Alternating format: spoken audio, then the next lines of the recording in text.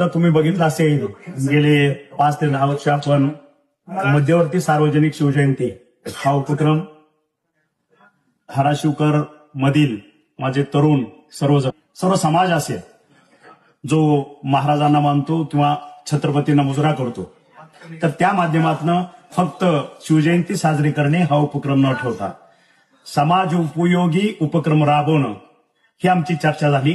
आणि त्या चर्चेतून आम्ही असं ठरवलं की यंदा 2024-25 मध्ये प्रचंड अतिवृष्टी झाली, लोकांचे संसार वाहून गेले, पिकं वाहून गेली, आणि मग आपल्या घरी असणारे तरुण मुलं मुली, त्यांची शिक्षण असतील, त्यांचे विवाह सोहळे असतील, असं कुठलंही करणं अवघड होऊन बसलेलं आहे, दुरापास्त झालेलं आहे.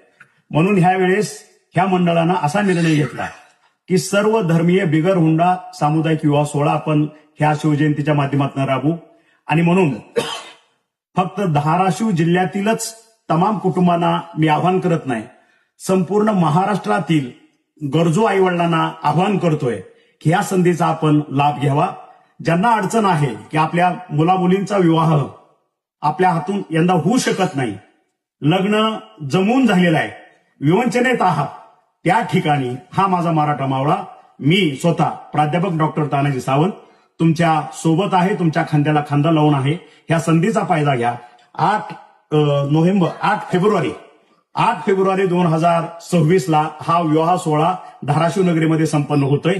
त्या ठिकाणी माझे जे का विवाह नोंदणीचा जो भाग आहे कागदपत्राचा, तो त्या ठिकाणी नोंदणीकृत करावा. आणि 8 फेब्रुवारीला आपण आपल्या वराडासहित, त्या ठिकाणी कुठलंही बंधन नाही की मग मी वराड किती आणू, हे किती आणू, त्याला जसं तुम्ही तुमच्या दारापुढं मंडप टाकून आपण विवाह साजरा करतो त्या पद्धत अतिशय आदरातिथ्यानं पार पाडतील एवढं तुम्हाला वचन देतो. आणि मी माझे 2 शब्द संपवतो.